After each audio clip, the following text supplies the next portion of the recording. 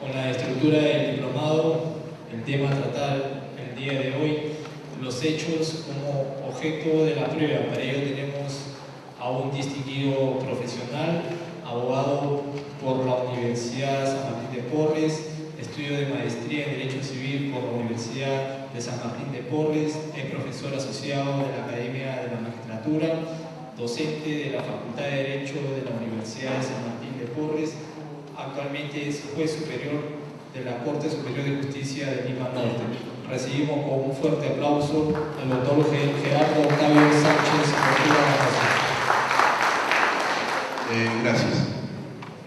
Vamos al punto. Según me indicaron los organizadores, acá lo importante es tratar la problemática de la actividad probatoria, si bien es cierto, pero específicamente en lo que concierne a los hechos, ¿no? ¿Y cuál es la problemática? La problemática, como ustedes lo habrán advertido, los que son los abogados litigantes, los que trabajan en el Poder Judicial o el Ministerio Público, es algo muy puntual. Que los jueces, al momento de fijar los puntos en controversia, ¿qué hacen? Repiten lo que es materia de la petitoria. Petitorio, restitución de la posesión, en otras palabras, desalojo. ¿Qué fija como puntos controvertidos? Determinar la procedencia de desalojo por ocupación precaria. Determinar si el emplazado posee esa calidad, si tiene título que justifique su posesión o el que ha tenido a feminicidio. Eso es punto controvertido. Eso es hecho controversial. ¿Qué entendemos por puntos controvertidos?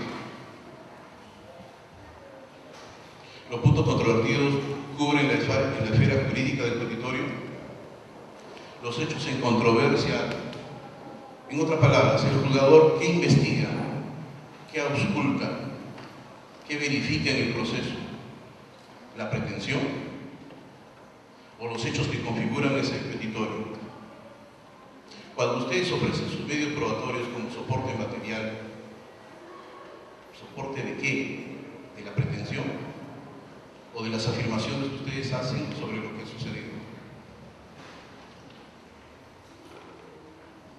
Los medios probatorios están destinados única y exclusivamente a acreditar las afirmaciones, los enunciados fácticos que hacen tanto la parte accionante como la parte emplazada respecto a lo que presuntamente ha sucedido en la realidad. Por eso es que el artículo 196 que establece la carga de la prueba del Código Procesal Civil señala, ¿qué cosa señala? Que la actividad probatoria está dirigida a acreditar los hechos expuestos por las partes, no necesariamente lo que ha sucedido. Es decir, el juzgador se constriñe, se circunscribe a advertir si efectivamente lo que el demandante o el emplazado refiere haber sucedido es real, se ha producido en la realidad. Pero bueno, a manera de introducción, antes de ingresar a fondo en este aspecto, vamos a ver qué les parece a manera de introducción. Fíjense, les pongo lo siguiente. Ustedes han escuchado a Hegel. Hegel es un filósofo medianamente contemporáneo que postula la teoría dialéctica, ¿cierto? ¿En qué consiste la teoría dialéctica? En que existe una tesis, a su vez una antítesis, y como consecuencia de la fusión de ambas nace la síntesis. Y Hegel señala siempre ha señalado, siempre ha indicado que todo lo que sucede en el universo, todo lo que se da a diario en todos los ámbitos de nuestra vida cotidiana, el desarrollo mismo de la vida en sociedad, de las comunidades, los avances tecnológicos, en todos los campos es gracias a la dialéctica. ¿Por qué? Porque si bien primigeniamente en la edad paleolítica el hombre fue por su naturaleza migrante, con el transcurso del tiempo quiso llegar a lugares más cercanos, no necesariamente ayudado por sus propios medios. Tesis. Nace esa necesidad que se convierte en antítesis. Y como consecuencia de la fusión, el enfrentamiento de ambas posturas es que nace la rueda. Fíjense. En otras palabras, gracias a las necesidades que requiere el ciudadano común y corriente en cualquier época de nuestra vida, es que nace la síntesis. Es más, el hombre mismo, cuando digo hombre me refiero al varón y la mujer, el varón es una tesis cuando nace, fíjense, una tesis. Cuando ya llega a la edad reproductiva, requiere de una antítesis. ¿Para qué? Para poder perpetuar la especie, que es la síntesis. Perpetuar la especie es la síntesis. Varón, tesis, mujer, antítesis. De la unión de estos seres nace la síntesis. Este menor, ojo, este menor, que si bien es cierto es la síntesis, jamás va a ser el clon de la tesis, o viceversa, de la antítesis, jamás. Podrá tener en sus entrañas la sangre de ambos padres, pero la naturaleza que Dios le dio jamás es idéntica a uno de ellos. Este menor de edad, si bien es cierto, repito, se convierte en síntesis, con el transcurso del tiempo se convierte en tesis. ¿Cuándo? Cuando ya necesita reproducir, cuando ya requiere tener descendencia. Y para ello requiere de una antítesis. Pero bueno, ¿a dónde voy? A que la teoría dialéctica muy bien puede ser aplicada al ámbito procesal. ¿Por qué? Porque el proceso es eminentemente dialéctico. En el proceso se confrontan dos posturas, dos posiciones, dos enunciados. La tesis conformada por los enunciados fácticos, las versiones de hecho, los fundamentos de hecho que señala el actor, el demandante, el accionante, el impelente, el impetrante, y la antítesis por el contradictorio. Claro está, siempre y cuando esos hechos que relata que ha sucedido según el demandante sean cuestionados, sean puestos en duda. Entonces, cuando la tesis es a su vez cuestionada con la antítesis, en el proceso nos preguntamos, ¿y dónde se da la síntesis? ¿Dónde se da la síntesis? ¿Cuál es el estadio procesal que configuraría la síntesis? Probablemente ahorita en estos momentos a ustedes se les ocurra y dicen, obviamente que la síntesis es la sentencia. Pero si nos ponemos a pensar, decimos la sentencia será la síntesis.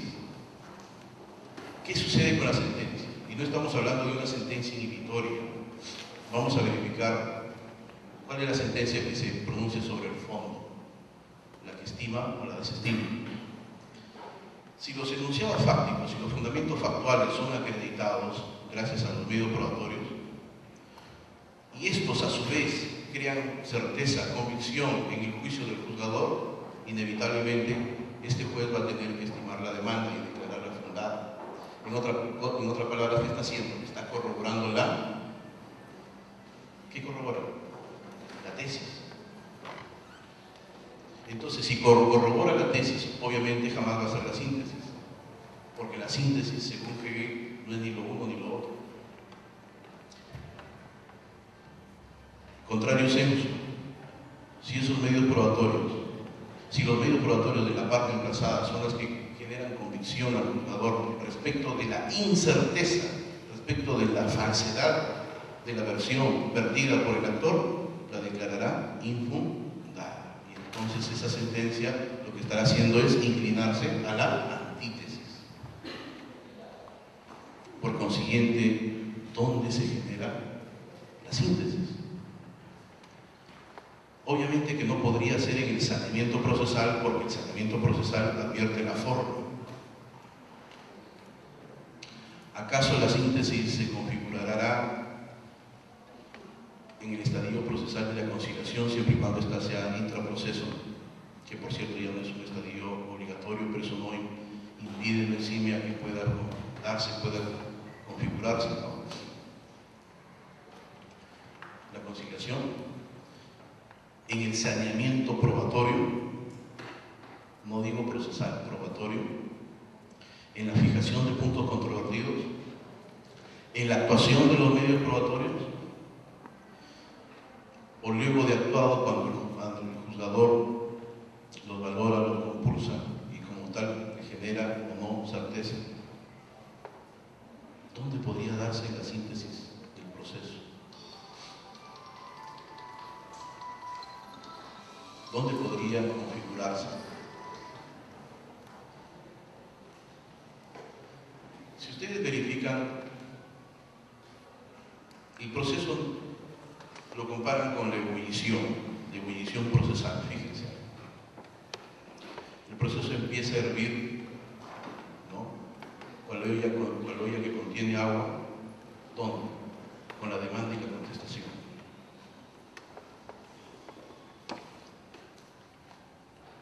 Luego, el juzgador advierte la certeza de la relación jurídica procesal, la existencia de una relación procesal válida. Continúa el proceso ebullizándose y de pronto llega al éxtasis, a la cumbre, al pináculo del proceso, que después baja. ¿Dónde se da? ¿Cuándo es que el juzgador sabe sobre qué aspecto se va a pronunciar en la sentencia? ¿Cuándo es que el juzgador advierte sobre qué hechos va a investigar, va a explorar, va a auscultar el proceso? Cuando los ha fijado. Pero fijar puntos controvertidos, repito, es como sucede en la gran mayoría de abogados, consignar la versión del demandante y también la versión del emplazado sobre los hechos que presuntamente han sucedido. Fijar puntos controvertidos conlleva a repetir, ojo, a repetir lo que es materia de la prevención. Fíjense, en el año 97 existió un pleno jurisdiccional a nivel nacional que estableció lo siguiente. Lo que sucede es que con posterioridad ya no se ha tocado este tema de la fijación de puntos controvertidos porque muchos no lo consideran vital, cuando es lo contrario. Fijar los puntos controvertidos o la fijación de los puntos controvertidos es la parte medular, la columna vertebral del proceso. ¿En mérito a qué gira la actividad probatoria? ¿En función a qué debe tornar la actividad probatoria? Solo y únicamente respecto a aquellos hechos vertidos por el actor que han sido cuestionados por el emplazado. Qué excelente sería si eso realmente sucediera. ¿Por qué? Porque hasta las sentencias a las que estamos acostumbrados, 10, 8, 7 hojas, de las cuales la mitad están destinadas a exponer lo que ha sucedido, copian la demanda, el texto de la demanda. Y es más, en la parte considerativa, los famosos clichés, y uno o dos considerados solamente se dedican a auscultar los medios probatorios, pero auscultan todos los medios probatorios que versan sobre todos los hechos que se han vertido, cuando lo correcto es que solo y únicamente, luego de fijar los puntos controvertidos, acuérdense que hay el saneamiento probatorio, solo y únicamente se admitan aquellos que van a ayudar a ese juzgador a aclarar, a despejar, a dilucidar los puntos controvertidos. De tal modo que en la sentencia, en la parte considerativa, esta solo y únicamente se pronuncie sobre aquellos hechos que en puridad son controvertidos, han sido cuestionados. ¿Para qué el juzgador se va a pronunciar sobre los hechos que la parte emplazada, bien expresa o tácitamente, ha convenido en ellos? ¿Qué sentido tiene que el juez ingrese a auscultar aspectos que la parte accionada, repito, no los ha puesto en tela de juicio? Fíjense lo que dice el pleno jurisdiccional del año 97, que era prácticamente pues ya hace muchísimos años. Dice lo siguiente: unanimidad se convino en expresar que los puntos controvertidos no deben ser confundidos con las pretensiones contenidas en la demanda y en las defensas exprimidas en la contestación. Fíjense. Por lo que se formula una recomendación a fin de que los jueces al momento de la fijación de puntos controvertidos no se limiten a reiterar las pretensiones. Fijación de puntos controvertidos: determinar la procedencia o no de la indemnización peticionada, determinar o no la pretensión, la procedencia o no del desalojo inquirido. No, señor. La procedencia o no del divorcio reemplazado, de la disolución del vínculo matrimonial. Los puntos controvertidos no se limiten a reiterar las pretensiones y las defensas expresadas en la demanda y contestación, la cual requiere un análisis, estudio y conocimiento del proceso por parte del juez previo a la audiencia. Lo que sucede, y los que son jueces o auxiliares, especialistas, secretarios, saben que la realidad, la carga procesal impide de que previo a la audiencia el juzgador advierta cuáles son en realidad los puntos controvertidos materia, o van a ser materia de fijación y como tal materia de la actividad probatoria. Y por facilismo se constriñen, se circunscriben a fijar como tales lo que es materia de la pretensión o del petitorio. Y es más, admiten todos los medios probatorios, solo se limitan a rechazar o a declarar su improcedencia a aquellos que la misma ley los prohíbe, pero no a aquellos que por su impertinencia, pero impertinencia en función no al petitorio, no a la naturaleza jurídica de la pretensión, su impertinencia, su improcedencia en función a que esos medios probatorios no van a ayudar a dilucidar, a esclarecer esos puntos controvertidos. Si un medio probatorio se advierte que está dirigido a acreditar la certeza de un fundamento de hecho, y ese fundamento de hecho no ha sido negado, no ha sido cuestionado por el emplazado, ¿para qué se va a admitir? ¿Qué sentido tiene ingresarlo a la actividad probatoria?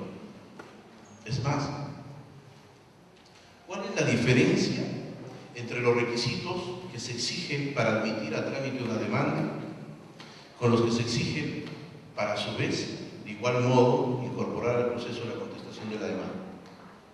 Todos son idénticos, pero la contestación al emplazamiento exige uno más que los propios juzgadores, valga la redundancia, no exigen su cumplimiento. ¿Por qué?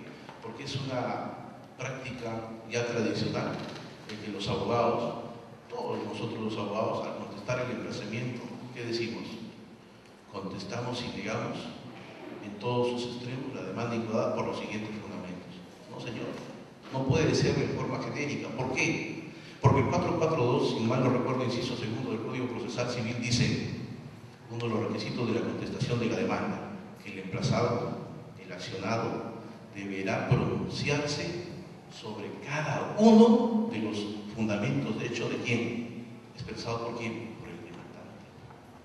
¿Y por qué el legislador quiso que el emplazado y el accionado se pronuncie sobre cada uno de los fundamentos de hecho? Precisamente para que el juzgador, para facilitar a ese juzgador, consigne el punto controvertido. Si el demandante dijo que la pared es blanca y el emplazado negó que sea de ese color, ¿cuál será el punto controvertido? Determinar de qué color es. Determinar de qué color es. Si el accionante indicó que la pared es de material noble y el emplazado dijo de material rústico, el punto controvertido consistirá en determinar, establecer de qué material está construido. Si el impetrante indicó que esa pared está ubicada en el tercer piso y el emplazado conviene, simple y llanamente no es punto controvertido. No es un hecho, valga la redundancia, fáctico, susceptible de ser sometido a actividad probatoria. De tal modo que solo y únicamente, repito, todos los medios probatorios destinados a verificar de qué material está construido y de qué color está pintado, solo y únicamente ellos serán materia de admisión. Esos medios probatorios ofrecidos por ambas partes solo y únicamente serán quienes se admitan a actuación probatoria. Para corroborar, fíjense.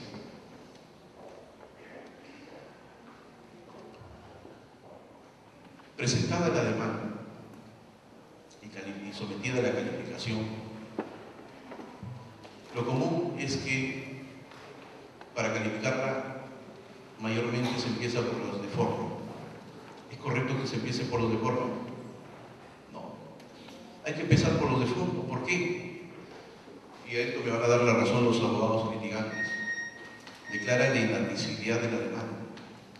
Y aun cuando son cubiertas estas supuestas carencias que conllevan a la inadmisibilidad, de pronto les declaran la improcedencia.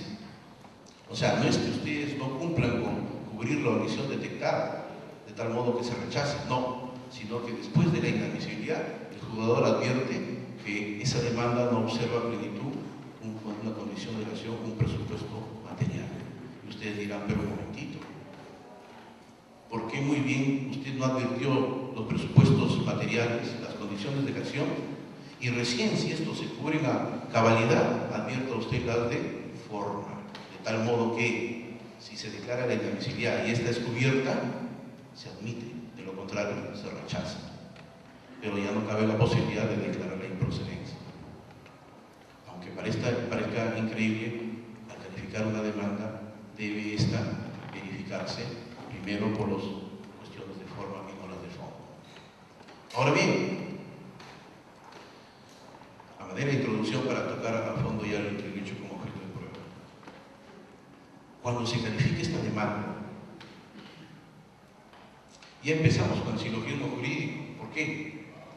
Porque la premisa normativa, la premisa fáctica y la conclusión se califica de manera distinta al momento de la sentencia. La premisa normativa está situada ¿dónde? En el petitorio. ¿Por qué? Porque el petitorio no es más que el reflejo de la norma material. ¿Qué ha hecho el letrado? Trasladar la norma y consignarla en el ámbito del petitorio de la demanda. Nada más. Premisa normativa. Los fundamentos factuales, los enunciados fácticos, obviamente tienen que configurar ese petitorio, porque acuérdense, de lo contrario no existiría condición lógica entre los hechos y el petitorio. Tienen que configurarse, tienen que subsumir, tienen que encuadrarse, encajar en el petitorio. Y a eso nada más se suscribirá el juzgador. No advertirá, como ustedes saben, no verificará si son ciertos o no, porque eso recién se verificará en el trayecto, en el curso procesal. Entonces, si estos hechos se subsumen en el petitorio, si la premisa fáctica encaja en la premisa normativa, la conclusión es que se admita a trámite la demanda. Muy bien. Lo mismo deberá suceder con la contestación de la demanda. Y esta premisa fáctica será materia de la fijación de puntos controvertidos. Fijados estos puntos controvertidos y verificado el saneamiento probatorio, donde se admitan solo y únicamente aquellos que van a ayudar a dilucidar esos puntos controvertidos, muy bien, en la sentencia, y luego de actuado los medios probatorios y generado convicción sobre su certeza o falsedad en el juicio del juzgador, la sentencia no es más que ese documento donde este dador de justicia vierte su inclinación, vierte su postura. Y entonces el silogismo jurídico, ¿cómo será? De que la premisa normativa, la premisa fáctica y la conclusión se inviertan, distinto a la calificación de la demanda. ¿Por qué? Porque la premisa normativa es precisamente la declaración que exige el petitorio, la declaración del derecho objetivo, de tal modo que la premisa normativa, la premisa normativa, la declaración y la consecuencia, la premisa fáctica se da en la parte considerativa.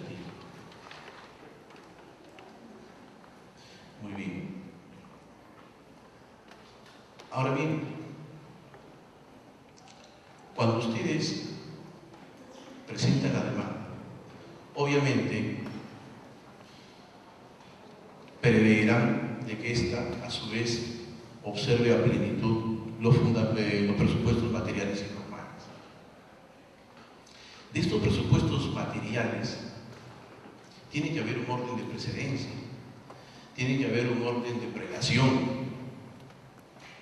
Empezaríamos a advertir si este petitorio posee amparo legal, uno, posee interés para accionar, posee legitimidad para obrar. Bien como abogados o bien como operadores jurisdiccionales, sea como jueces, como auxiliares, ¿a cuál de estos tres presupuestos le damos mayor relevancia? ¿Por quién empezaríamos? Obviamente que iniciamos por advertir si posee amparo material. Pero ahora bien, advirtiendo que este petitorio es el reflejo de la norma material, empezamos por advertir si esta demanda a su vez ofrece legitimidad o interés. ¿Cuál es más importante? ¿Cuál cubre a la otra? El que hecho que posea legitimidad, sea esta ordinaria, extraordinaria, total, parcial, principal o secundaria, conlleva que advirtamos con posterioridad el interés. ¿Y de qué interés estamos hablando? ¿Del interés para obrar sustantivo o del interés para obrar adjetivo? ¿O es que acaso empezamos por verificar el interés y luego la legitimidad? ¿Qué entendemos por interés? Fíjense, este concepto no es muy manejado. Interés para obrar, a su vez, se subsume en dos vertientes: el interés para obrar sustantivo y el interés para obrar adjetivo, meramente procesal. Al calificar la demanda, lo único que se exige es que, o mejor dicho, se exige únicamente observar el interés para obrar adjetivo. ¿Y qué entendemos por el interés para obrar? En otras palabras, cuando nosotros tenemos la necesidad de que intervenga el Estado en la solución del conflicto de intereses intersubjetivos. ¿Cuándo? Para advertir el interés para accionar, lo primero que tenemos que preguntarnos: ¿cuándo es que tengo necesidad de exigir tutela jurisdiccional?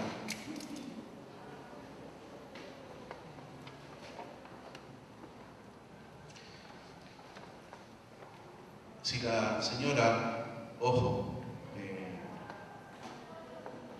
que tengo una deuda, yo soy el deudor y ella es la acreedora, se vence el plazo para honrar esa deuda.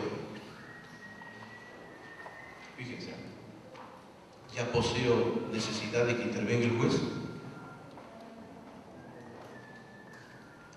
El hecho de que se vence el plazo para hacer efectiva esta obligación de naturaleza dineraria, y obviamente en vista de que yo no cumplo con honrarla, ya ella se encuentra no legitimada, no estábamos hablando de legitimación, ya se encuentra habilitada para exigir la intervención del juzgador en la solución del conflicto. Vayamos preguntando por ahí, ¿qué es lo que quiere nuestro Código Procesal Civil? Que al momento de la presentación de la demanda se advierta el incumplimiento de la obligación o se advierta la necesidad de que intervenga el juez. La doctora, ¿qué es lo que desea acudiendo al órgano jurisdiccional? De que, por lo mismo que el juzgador esté investido de ius imperio, de la facultad de coerción, porque el ciudadano común y corriente puede compeler, puede exigir, puede pedir, puede rogar, pero no puede utilizar el uso de la fuerza pública para el cumplimiento de una obligación. ¿Quién sí puede hacerlo? El órgano jurisdiccional. Entonces ella, cuando exige tutela, lo primero que tiene que hacer es demostrarle ante ese juzgador que requiere la intervención del juez para la solución del conflicto.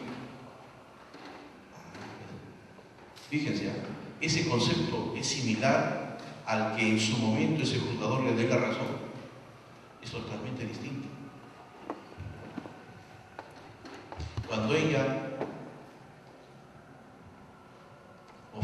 presenta su demanda, ya tiene que acreditar que esta obligación no ha sido honrada. Simple y llanamente lo que tiene que demostrar es la necesidad de que intervenga el Estado vía la judicatura, nada más. Pero ¿cómo es que la demuestra? ¿Cómo es que lo acredita? Cuando se dicte la sentencia no hay ningún problema. ¿Por qué? Porque allí se advertirá si efectivamente ella ha acreditado tener derecho a que se le haga efectiva la creencia.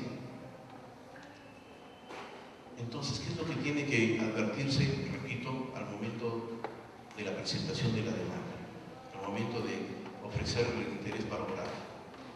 Fíjense, al margen de la legitimidad muy aparte, porque el que ella forme parte de la relación jurídica material, legitimidad ordinaria, o no forme parte porque tiene interés extraordinario, o sea una legitimada, tercera legitimada, o esta sea una legitimidad total o parcial, como les dije, o principal o secundaria. Al margen de eso, el órgano jurisdiccional deberá advertir que es necesaria la intervención del juez. Pero ¿lo hace el juez? No lo hace. A pesar de que el inciso segundo del artículo 427 del Código Procesal Civil le dice: juez, tú al calificar la demanda, muy bien puedes declarar su improcedencia por manifiesta falta de interés para obrar. En otras palabras, si tú adviertes que no es necesaria la intervención de tu despacho en la solución del conflicto, declárala improcedente. El problema está en que este concepto de la falta de interés para obrar no existe en una exposición de motivos. ¿Por qué? Simplemente porque como tal no la hay. ¿Y por qué no la hay? Porque nuestro Código Procesal Civil no es más que la copia de otros ordenamientos procesales foráneos. Qué bueno que siquiera fueran latinos, no, son europeos. Y desde ahí es que se importan estos conceptos del interés para obrar que no existían en el Código de Procedimientos Civiles. Pues que alguien se acuerda de que el Código de Procedimientos Civiles hablaba del interés para obrar. No. El interés para obrar adjetivo, repito, comporta la necesidad, dice, excluyente, actual, egoísta, de exigir la intervención del juez en la solución del conflicto, porque de otro modo, ese ciudadano no podrá obtener tutela jurisdiccional. Y menos podrá obtener o alcanzar la declaración del derecho objetivo. Y obviamente estamos hablando de derechos objetivos, no de subjetivos, porque el órgano jurisdiccional existe para la declaración de los objetivos, jamás de los subjetivos. Uno acude al órgano jurisdiccional, repito, si se trata de derechos subjetivos, cuando hay vulneración, cuando hay transgresión al mismo. Y el órgano jurisdiccional se encarga de reponer, de restituir esa transgresión, esa vulneración.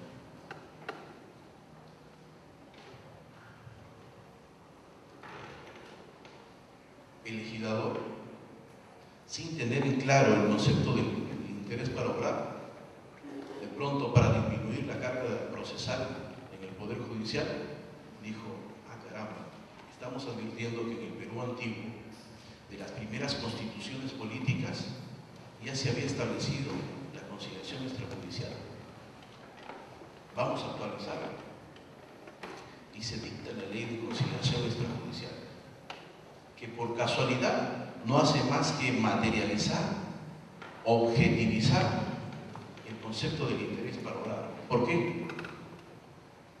simple y llanamente porque como no hay una norma que regule este concepto, en otras palabras, no existía una norma, o mejor dicho, un sustento legal por el cual se verifique que antes de acudir al órgano jurisdiccional tenga que previamente agotarse determinadas vías. Al dictarse la ley de conciliación extrajudicial se dice un momentito, en los derechos disponibles, previamente tú tendrás que acreditar al juzgador de que has intentado aplacar tu interés sustantivo, tu interés por lograr sustantivo. Intenta solucionar por tus propios medios. Solo y únicamente en el supuesto de que, a pesar de que lo intentas, no logres solucionarlo, recién tienes necesidad de acudir a dónde, a los jueces. Primigeniamente esta ley de conciliación extrajudicial, como ustedes habrán advertido, no como ahora, decía un momentito, acude al centro de conciliación, obtiene tu certificación y ya cumpliste, preséntalo al juzgado. Es más, era un requisito de admisibilidad, no de procedencia. ¿Por qué? Porque desconocían el concepto del interés para lograr. Entonces, ¿qué sucedía? Se acudía al centro de conciliación y el propio que solicitaba la citación del futuro emplazado, el futuro accionante, no asistía. Y entonces, si el futuro demandante no asistía a la audiencia de conciliación extrajudicial, tenía necesidad de acudir al órgano jurisdiccional.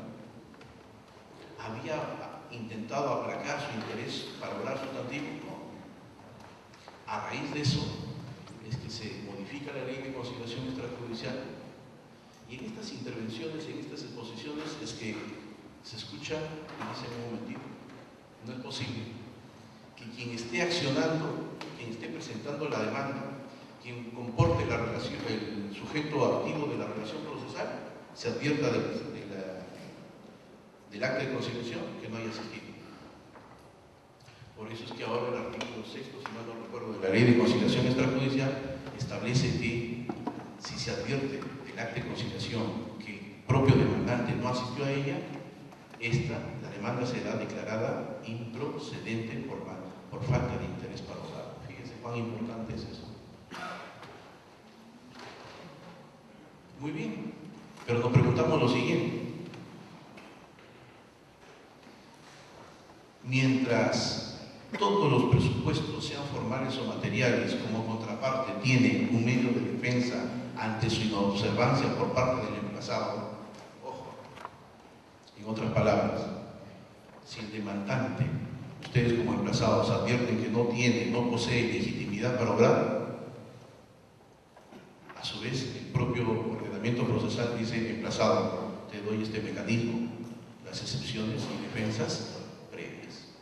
Si tú verificas que el juzgador ha calificado incorrectamente o lo ha hecho muy someramente y tú adviertes que la demanda es ambigua, es imprecisa, tienes la excepción. Si el juzgador es incompetente, tienes tu excepción de incompetencia. Representación defectuosa e insuficiente, falta de legitimidad para obrar activo o pasivo. Y les pregunto, ¿y qué sucede si ustedes advierten, verifican que el emplazante no posee interés para demandar? ¿Existe una excepción con la cual ustedes logren que el juzgador emita un pronunciamiento? Les pregunto, fíjense, les pongo un ejemplo claro y preciso. Nuestra propia ley de conciliación extrajudicial ha dejado en el aire, por decirlo de alguna manera, determinados petitorios, que son derechos disponibles y que muy bien pueden ser susceptibles de una conciliación extrajudicial.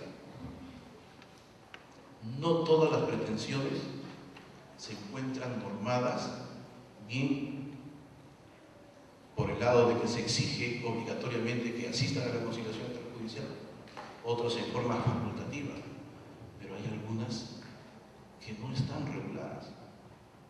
Y si no están reguladas, quedan a criterio y libre albedrío de quién exigir o no el acta de conciliación extrajudicial, del juez. entonces ustedes van a advertir que este juzgador en algunos casos exige el acta de conciliación y en otros casos no.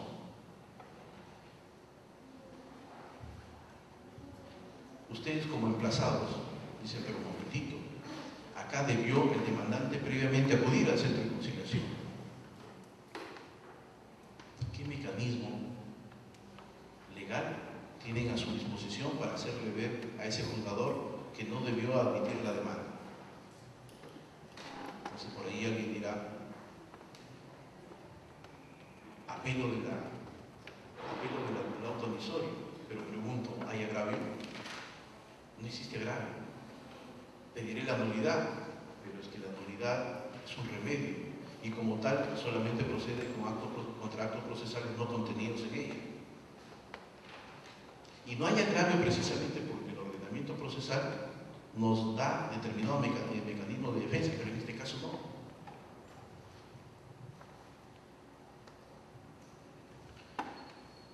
Un proceso cae en abandono, fíjense, cae en abandono.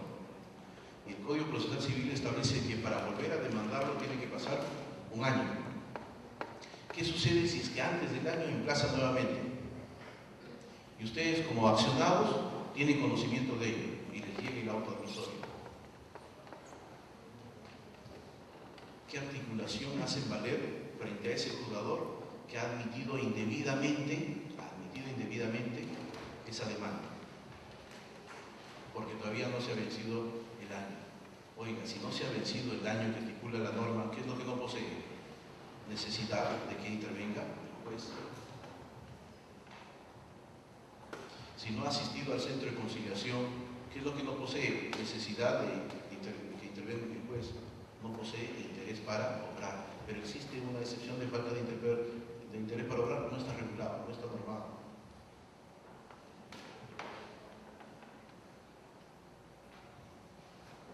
Y fíjense cuán importante es la falta de interés, el concepto de interés para obrar. Les hago mención.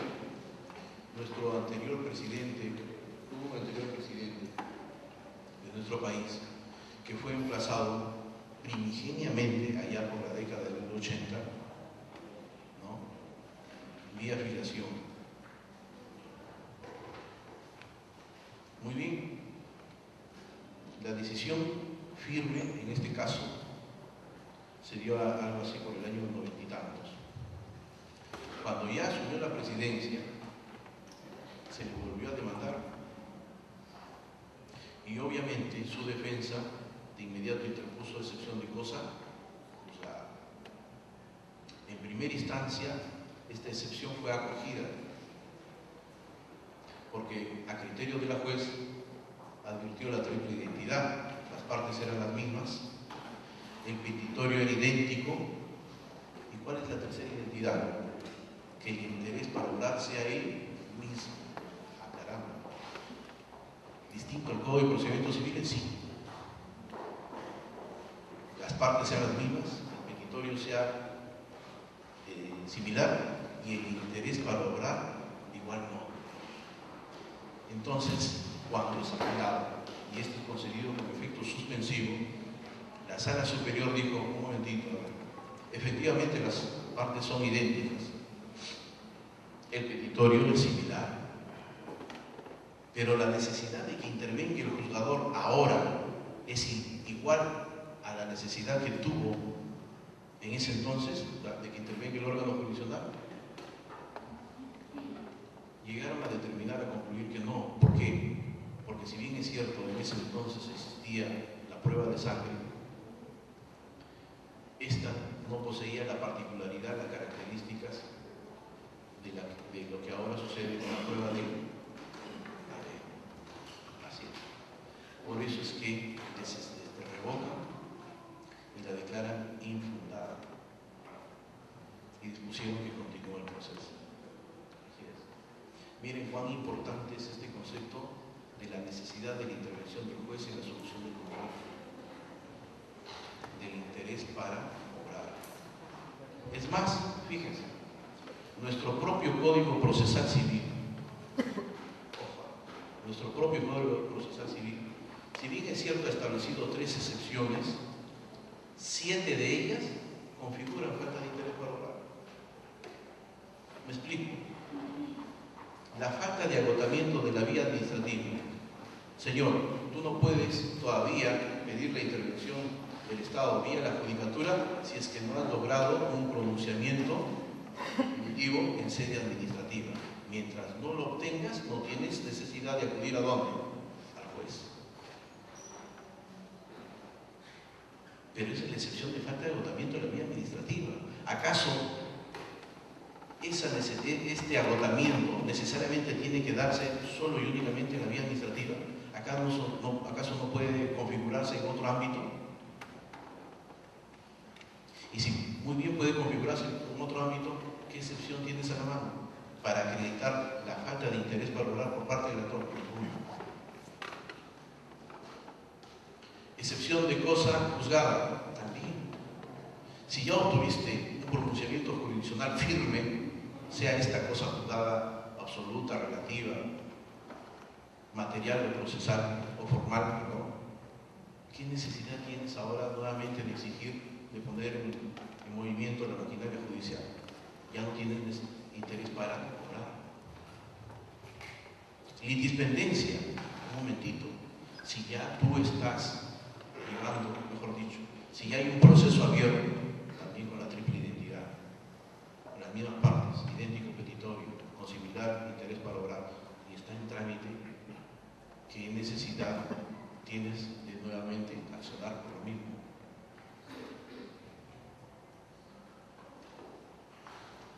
Conclusión del proceso por transacción o por conciliación. Si ya concluyó el proceso porque transigiste, porque conciliaste, ¿qué necesidad tienes ahora de hacerlo nuevamente? Si ya conveniste con la otra parte de no acudir a la vía ordinaria, sino a la vía arbitral, excepción de convenio arbitral, ¿qué necesidad tienes de acudir al órgano jurisdiccional? No tienes interés para obrar. Fíjense, hay hasta 7 excepciones que configuran falta de interés para obrar. Entonces nuestra propuesta es que estas 7 excepciones que configuran la falta de interés para obrar se conviertan en causales de esta excepción. Pero estas causales no sean números clausos, sino sean números abiertos. ¿Por qué? Porque hay espacios que no han sido regulados y que muy bien pueden ser encajados, subsumidos dentro de la esfera normativa de esta excepción de falta de interés para obrar. ¿Por qué no? Lo único que no podría configurar falta de interés para obrar es la excepción de caducidad. Y fíjense, les comento por qué. ¿Cuál es la diferencia entre caducidad y prescripción? Obviamente todos van a decir, sí, pues la prescripción extingue la acción y la caducidad del derecho, correcto. Pero le pregunto, si bien es cierto, la prescripción, que por cierto también genera, mejor dicho, es falta de interés para obrar si es que se superó el plazo establecido en la norma, y con ello impide que el órgano jurisdiccional, siempre y cuando se deduzca la excepción, emita pronunciamiento, ¿verdad? En otras palabras, la prescripción conlleva a que el Estado no se vea obligado a prestar tutela jurisdiccional, ¿no es cierto? Muy bien. Pero el derecho se mantiene, ¿sí? ¿Sigue vigente? Claro. ¿Qué institución es la única que lo extingue? La caducidad.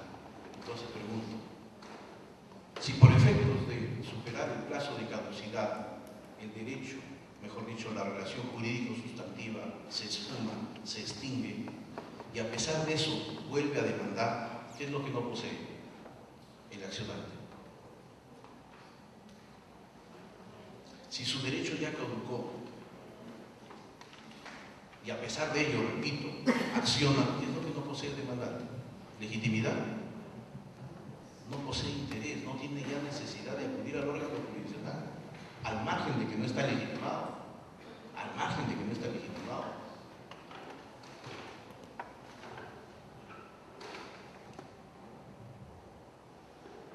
Y es más, fíjense, dice, Litipendencia, falta de interés para obrar. Causa juzgada, falta de interés para obrar. Desistimiento de la pretensión, igual, falta de interés para obrar. Conclusión del proceso, como hemos visto, por conciliación o transacción, falta de interés para obrar. Caducidad, prescripción extintiva y convenio arbitral. La defensa previa no es falta de interés para obrar, ¿por qué? Simple y llanamente porque la defensa previa tiene que estar normado no procesalmente, sino sustantivamente. En nuestro código sustantivo, jamás en el adjetivo.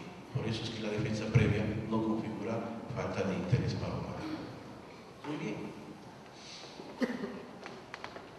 Retomando el caso, retomando la exposición, es una manera de que creí pertinente de todas maneras verterlo a ustedes. La rebeldía, y ahí voy. El accionante señala sus fundamentos factuales, fíjense,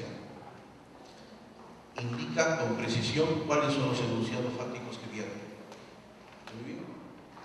Y el emplazado no contesta el emplazamiento, automáticamente es declarado en rebeldía. Y como ustedes saben, por el párrafo 461, la declaración de rebeldía conlleva a una presunción legal relativa, no absoluta, sobre la verdad de los hechos expuestos por el actor. Muy bien. Por lo mismo que es relativa, es juris tantum, es decir, está sujeto a probanza. ¿Qué está sujeto a probanza? En otras palabras, si bien es cierto la parte emplazada ha sido declarada en rebeldía, eso no exime, no impide que el juzgador advierta, verifica en función al soporte material probatorio ofrecido por el actor sus enunciados fácticos. ¿Verdad? Muy bien. ¿A dónde voy? A lo siguiente. A que cuando el emplazado es rebelde, pregunto, ¿se fijarán puntos controvertidos? ¿Cabe que se señalen los cuestionamientos, los hechos controversiales?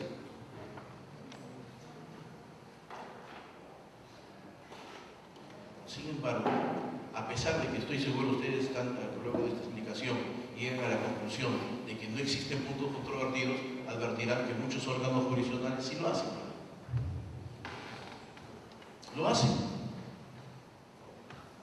Y eso no impide, y eso no implica que se desnaturalice el procedimiento o que el juzgador no obtenga los límites o el marco jurídico de ninguna manera.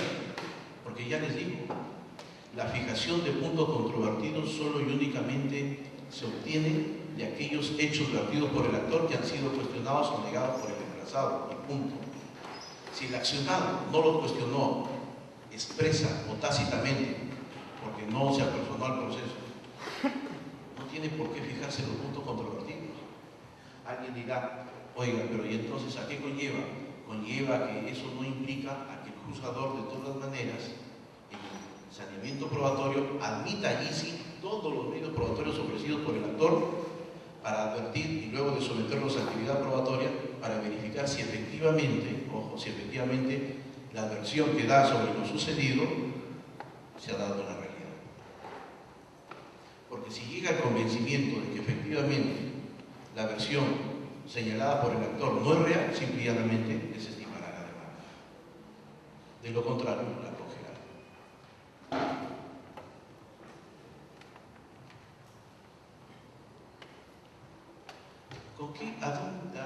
Con esto, señores, ¿saben qué? Evitamos que se divague la actividad probatoria. Evitamos, exijamos a los jueces que solo y únicamente admitan como tales, como medios probatorios, aquellos que estén destinados a auscultar, a verificar, a dilucidar esos puntos en controversia. Exijamos que los pronunciamientos, las sentencias solamente se circunscriban a que el juzgador emita, valga la redundancia, pronunciamiento sobre ellos. ¿Cómo es posible que las sentencias sean 10 hojas, de la mitad la parte impositiva? Y en la parte considerativa divaguen sobre medios probatorios donde la parte accionada no los ha cuestionado. Una sentencia muy bien puede salir en 2, 3 hojas, 4 hojas. Y esto, la fijación de puntos controvertidos, en otras palabras, cuando la actividad probatoria tenga como sustento principal el hecho, obtendremos una visión distinta de nuestro proceso. ¿Cuál es el objeto de la prueba? El hecho. Distinto es a la finalidad de la prueba, porque la finalidad, repito, son tres, señala nuestro Código Procesal Civil. Primero, acreditar, dice, los hechos expuestos por las partes. Los medios probatorios están destinados a demostrar que lo que señala el demandante, lo que supuestamente ha sucedido, es cierto. Uno. Dos, generar certeza, ¿en dónde? En el juicio, generar convicción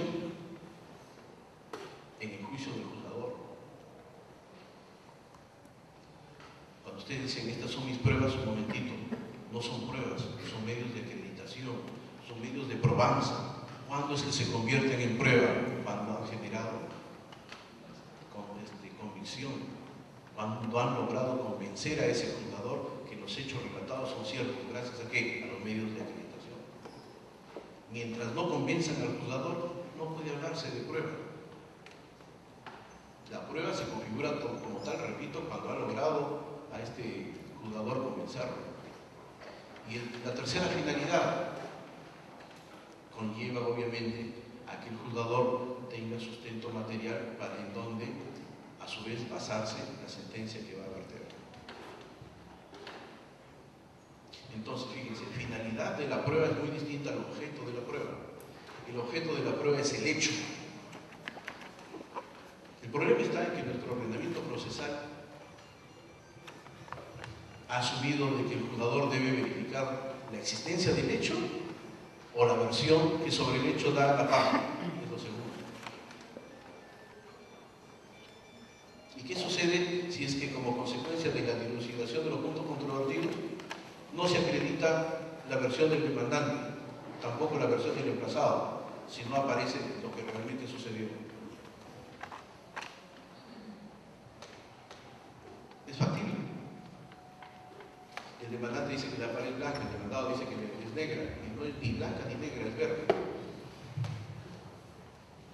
Sin embargo, nuestro legislador dice, no, juzgador, a ti te encartono, te constriño, te circunscribo a que solo y únicamente tú verifiques la versión que da sobre el color de esa pared las partes, y punto.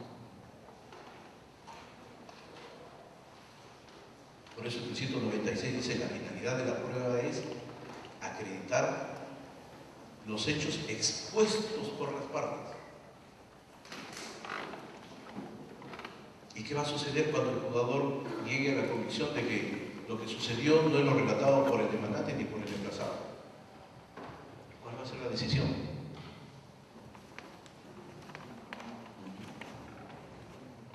He ahí la importancia de los hechos como objeto de prueba. Los hechos, no la versión que da la parte sobre los hechos. Doctrinariamente está establecido que los hechos es objeto de prueba. Pero nuestro ordenamiento procesal no ha asumido esa postura. El hecho es fuente de prueba. Pero la fuente de prueba no está, como ustedes están, estoy seguro, asienten conmigo, como finalidad del medio probatorio. No es la fuente de prueba lo que persigue nuestro ordenamiento procesal, que el juzgador verifique, advierta. No. La versión que la parte da sobre lo que supuestamente ha sucedido.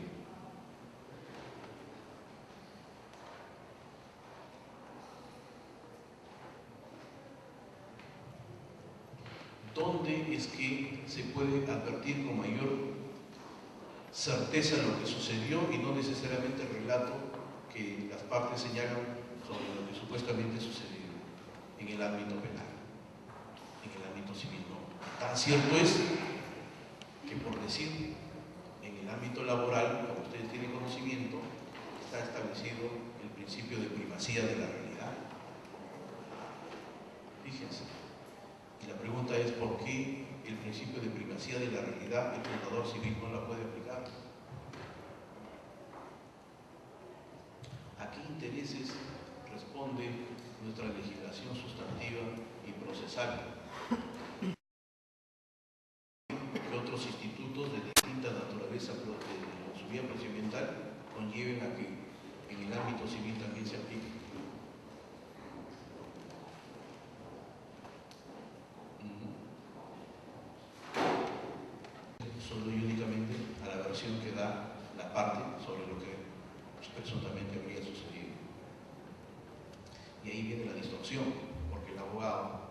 obviamente, que plantea su estrategia en función a los intereses de su patrocinado. De tal modo que la versión que da respecto de lo que presuntamente ha sucedido no necesariamente es el reflejo de lo acontecido en la realidad de los hechos. Por eso es que se habla de la verdad material y de la verdad procesal.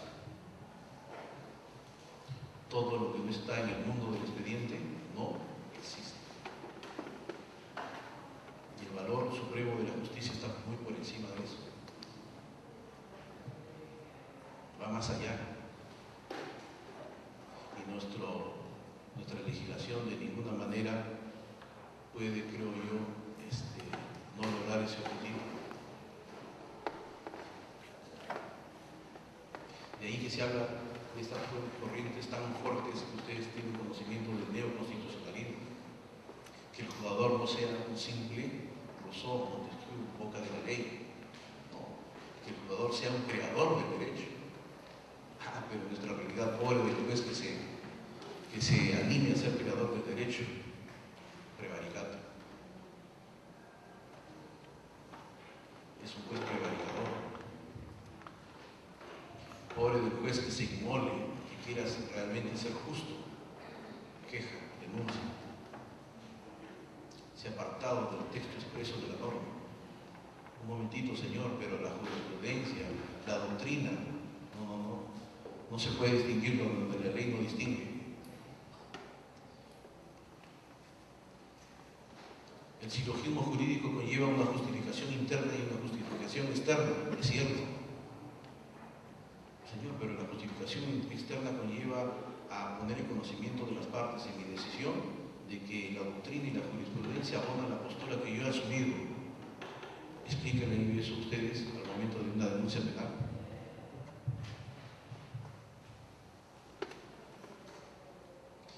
Que he hecho una interpretación extensiva, teleológica, sistemática. Para el jugador peruano, la interpretación que debe hacer de la norma es eminentemente literal. Nuestra idiosincrasia, el peruano, tanto el jugador como el operador requiriente o decisor de la justicia, o incluso el gestor, no está preparado aún para el neoconstitucionalismo. Claro está que también tiene sus pros y sus contras, porque pobre de aquel pueblo donde sus jugadores sean de doctrina avanzada, como siendo la idiosincrasia, sobre todo de nuestros jugadores, no digo de todos, podría caer en el ámbito de la arbitrariedad. Y esa arbitrariedad no necesariamente es sana, porque muy bien puede lindar con la corrupción, con la inconducta funcional. No sé si existe alguna inquietud que crean pertinente y yo pueda resolver en este instante. Dígame, doctor. Ponemos atención, por favor.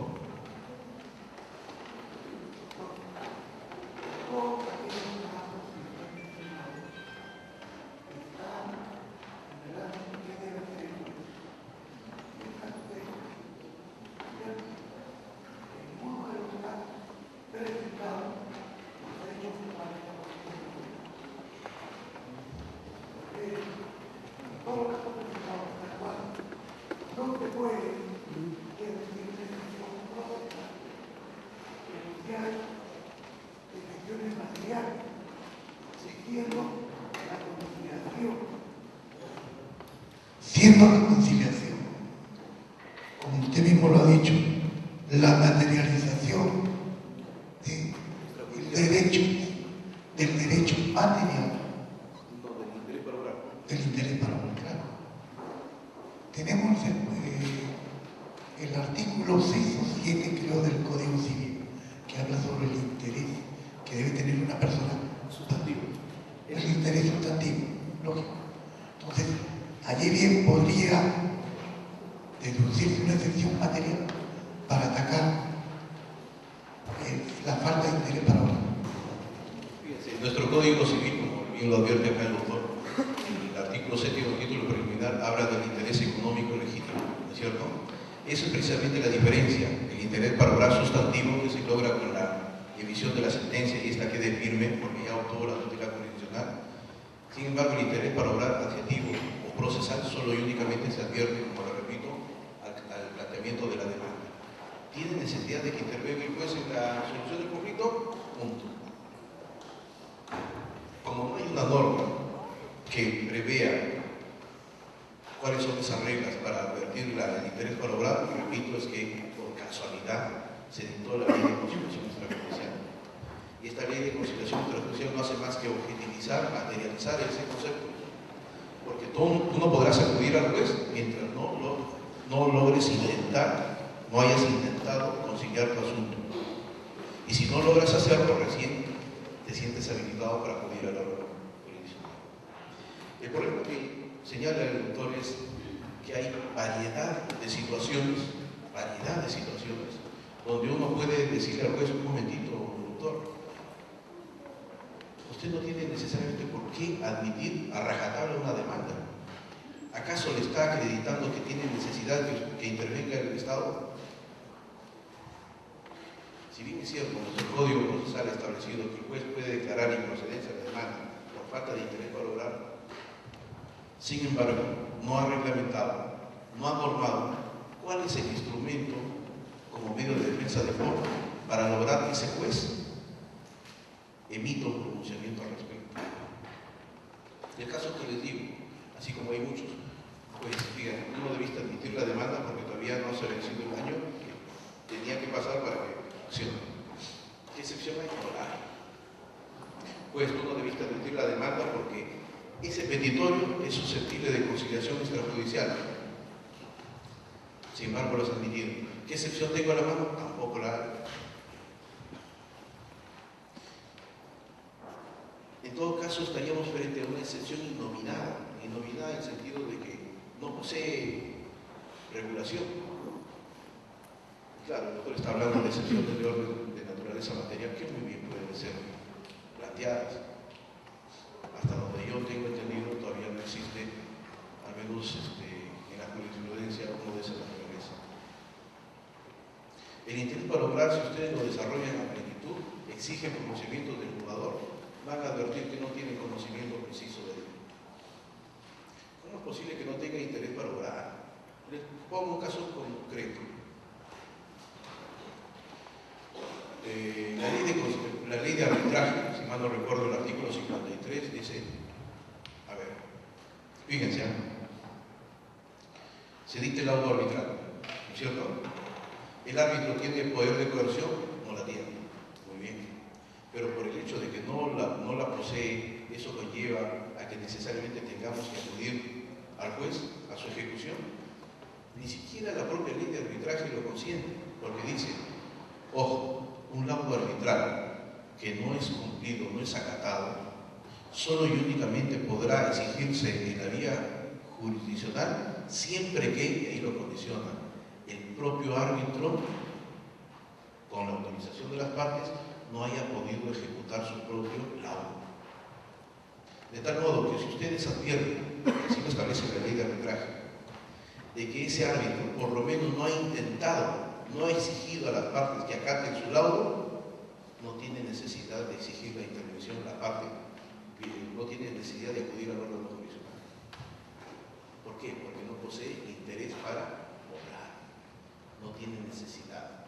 Primero cumple con exigir por tu intermedio. Señor, pero no tiene poder de coerción, correcto, pero eso no obsta para que lo intentes. El órgano jurisdiccional, señores, tenemos que acostumbrarnos a que solo y únicamente se circunscriba a resolver situaciones que en puridad así lo merecen, así lo exigen. Cuando existía la conciliación intraproceso como estación obligatoria, ¿acaso ustedes no advertían que en la conciliación llegaban a un acuerdo? Ustedes, bien como operadores de distintas naturalezas, decían, pero si acá han acordado, ¿por qué no lo hicieron sin necesidad de hacer la demanda? No, señores, que si yo no planteaba la demanda, el otro no se asustaba. Entonces el juzgado, el órgano jurisdiccional, ¿en qué se convierte? En un ente de presión, en un gendarme, pero no en un verdadero dilucidador del conflicto de intereses. Así es.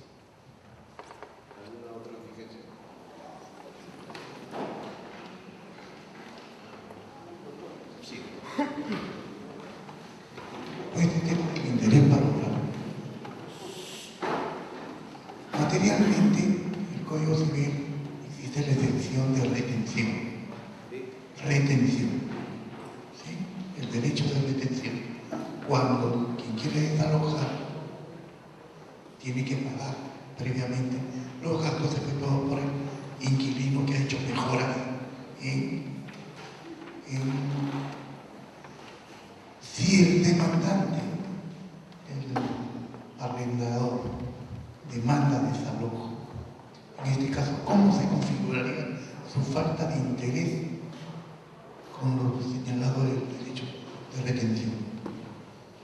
Bueno, como ustedes tienen conocimiento, el pago de mejoras ya por una corriente mayoritaria tiene que verificarse en vía de acción, muy aparte.